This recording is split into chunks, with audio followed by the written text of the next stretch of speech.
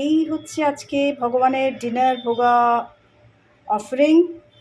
এটা হচ্ছে ঘুগনি চাট, আর এটা হচ্ছে কালা চানা টিকিস বা কাবাবস, হোয়াট এভার ইউ সে, কালা চানা অ্যান্ড পনির। আর এই হচ্ছে তোমাদের জন্য দর্শন। আজকে একটু স্পেশাল ডিনার ভোগা, তাই ভাবলাম একটু দেখিয়ে দিই তোমাদেরকে। হরে কৃষ্ণা। হরে কৃষ্ণ বন্ধুরা, welcome back to my channel. আশা করি সবাই খুব ভালো আছে, আমিও খুব ভালো আছি।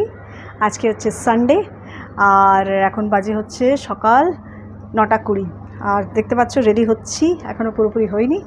তো বেরোচ্ছি হচ্ছে ইসকন পুনে, যেটাতে যাই এনভিসিসি, ওটাতে না, আরও দুটো ইসকন আছে পুনেতে, বিসিইসি আর একটা হচ্ছে পুনে ক্যাম্প। তো দেখি কোনটাতে যাই, কিংবা হয়তো দুটোতেই গেলাম। আর ফিরবো একেবারে সোহানকে নিয়ে। কালকে সোহানের একটা টুথ এক্সট্রাকশন আছে, মানে সার্জারি করে উইজডম টুথের এক্সট্রাকশন আছে। তো একেবারে ওইটা করেই ফিরবো, মানে ওকে নিয়েই ফিরবো। আর তো কালকে তো যাই হোক, পরের দিনও আছে, ও একদিন মেডিকেল লিভ আর কি নিয়েছে। তো এই হচ্ছে ঘটনা। চলো আস্তে আস্তে দেখাচ্ছি তোমাদেরকে।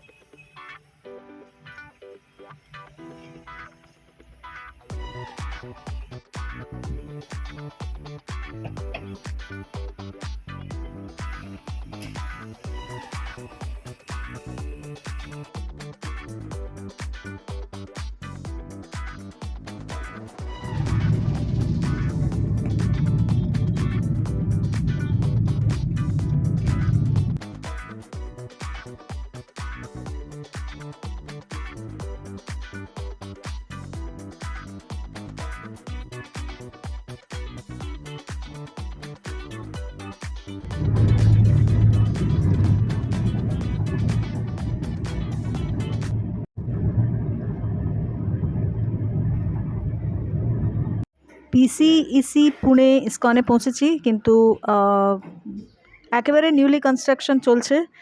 এইখানে হচ্ছে গড়নিতাইয়ের খুব সুন্দর ছোট ছোট দুটো অষ্টধাতুর মূর্তি ছিল, কিন্তু আমি দেখে এত স্পেলবাউন্ড হয়ে গেছি যে ফটো তুলতে ভুলে গেছি। এই হচ্ছে তিরুপতি বালাজি, ফটো ভিডিও করতে সব ভুলে গেছি।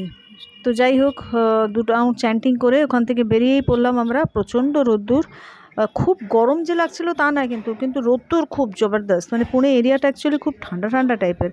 তো আমরা সেই যথারীতি পৌঁছে গেলাম ইসকন এনভিসিসি পুনেতেই, সেই আমাদের পুরনো জায়গা ওইখানেই। মানে গোবিন্দাজে আগে খেয়ে নিলাম, দোসাই খেলাম, আমিও দোসা খেলাম, আর ও একটা উত্তাপা খেলো, গোবিন্দা স্পেশাল উত্তাপা খেয়ে আমরা সেই, তখন তো মন্দির তো খোলে না, বন্ধ থাকে তখন মন্দির, সায়ানের টাইম দুপুরবেলা।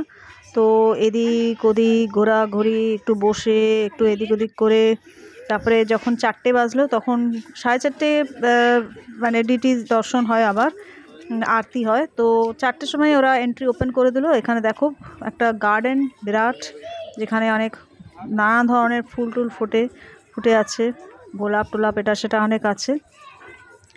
তো আমরা তারপরে মন্দিরে গিয়ে বসে কীর্তন দেখা, তারপরে তোমাদেরকে দেখাচ্ছি চলো। তার আগে বাইরের একটু অনেক থাকার জায়গা আছে, যেটা আমার ইচ্ছা জানি না কবে পূরণ হবে, এক রাত থেকে। তারপরে পরের দিন মঙ্গলারতি দেখে, দর্শনার্থী দেখে তারপরে ফেরা, এটা একটা ইচ্ছা আছে, জানি না কবে পূরণ হবে। ওটা সোহান থাকলেই ভালো হয়। সোহান যখন থাকবে ফেব্রুয়ারিতে হয়তো করতে পারবে, ও ফেব্রুয়ারি মার্চ নাগাদ, তখনই একবার ওরকম করার ইচ্ছা আছে ইসকন এনভিসিসি পুনেতে। দেখা যাক কী হয়। তো এখানে তো হচ্ছে অনেক যা ভিড় ছিল সেদিনকে, যে বলার না, মানে একদম ফার্স্ট টাইম দেখলাম এত হিউজ জায়গাতে ভিড়ে ধাক্কাধাক্কি হচ্ছে মন্দিরের ভেতরে। তো দেখো কী সুন্দর এইখানে না, এই যে নৌকা বিহার যেটা হয়, তো সেটা এখানে হয়। আমাদের এখানে নানা রকম ডিস্টারবেন্সের জন্য অডিওটা তোমাদের হয়তো অত ক্লিয়ার আসবে না। প্রতিবারই গেলে আমি এতটাই মেসমারাইজড হয়ে যাই। সুদীপ বলছে যে তুমি তো ছবি তুলতেই ব্যস্ত। আমি বলছি ভালো লাগছে আমার সব ক্যাপচার করতে, ওই জন্যই। টেম্পলটাও ভীষণ সুন্দর, ভীষণ বিউটিফুল। এরকমই হওয়া উচিত টেম্পল এরিয়া, যেখানে প্রচুর লোক অ্যাকোমোডেট করতে পারবে। লোকজন দেখো একদম, কিন্তু অনেক বাজে পাবলিকও আসে, যারা একদম টাইম পাস করতে আসে সত্যিকারের। তারা মানে হচ্ছে মানে অ্যাজ এ উইকেন্ড ডেস্টিনেশন, মানে ভক্তি সব করতে তো আসে না।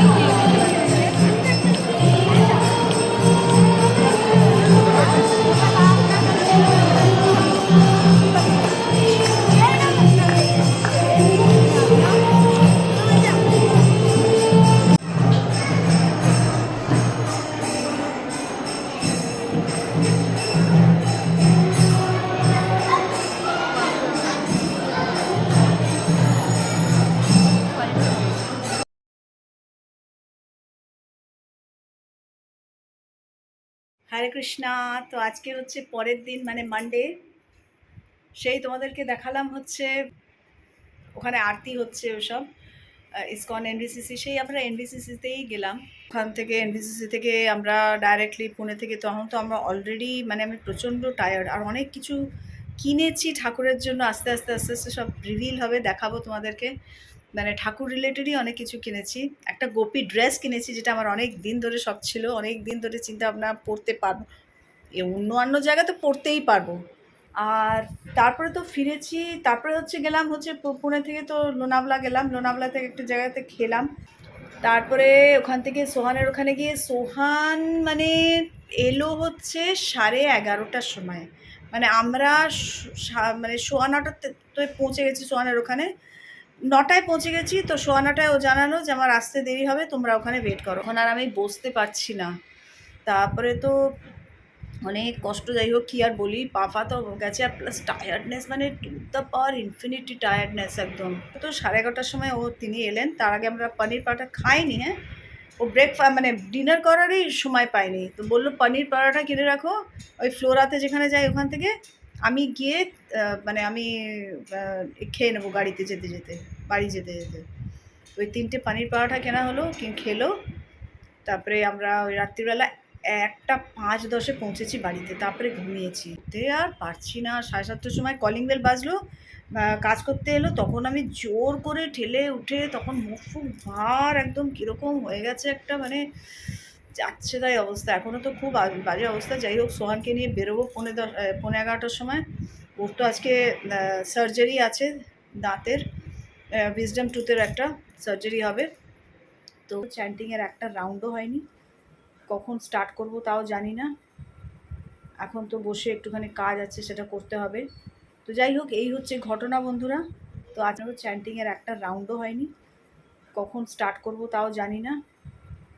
এখন তো বসে একটুখানি কাজ আছে, সেটা করতে হবে। তো যাই হোক, এই হচ্ছে ঘটনা বন্ধুরা। তো আজকের ভিডিওটা আমি এখানেই শেষ করতে চাইছি, বেশি লম্বা না করে। তো সবাই ভালো থেকো, যথারীতি একই কথা বলে যাব বারবার, ভালো থাকার চেষ্টা করো, ভালো রেখো সবাইকে। সেটাও একটা বড় দায়িত্ব আমাদের, আশেপাশের লোকেদের ভালো রাখা, তাই না? সবসময় রাখতে পারি না, আমাদের মেজাজ চটে যায়। আমি যেমনি কালকে যাওয়ার আগে খুব ঝগড়া করলাম সুদীপের সঙ্গে। তো এই হচ্ছে আজকের ভিডিও, এখানে শেষ করছি। তো যাই হোক, এই হচ্ছে ঘটনা। চলো, ভালো থেকো সবাই, সবাইকে ভালো রেখো। হরে কৃষ্ণ। আর প্লিজ ভালো লাগলে ভিডিও কমেন্ট করো, লাইক শেয়ার সাবস্ক্রাইব করো আমার চ্যানেল। আর এই হচ্ছে যার কোনো দিন উইদাউট সর্দি জীবন কাটে না, একটা দিনও উইদাউট সর্দি যায় না। হাঁচি হাঁচি হাঁচি, সর্দি, নাক দিয়ে জল পড়ে যেতে থাকে। মানে যত পৃথিবীর যত জল ওরই নাকের ভেতরে সব পড়তে থাকে, কন্টিনিউয়াস হাঁচি। এসে গেছেন, এখন চলছে ব্রেকফাস্ট করতে করতে টিভি দেখা। আর তারপরে যাওয়া হবে হচ্ছে এই যে টিভি দেখা, আর তারপরে যাওয়া হবে হচ্ছে স্নান করে দাঁত তুলতে।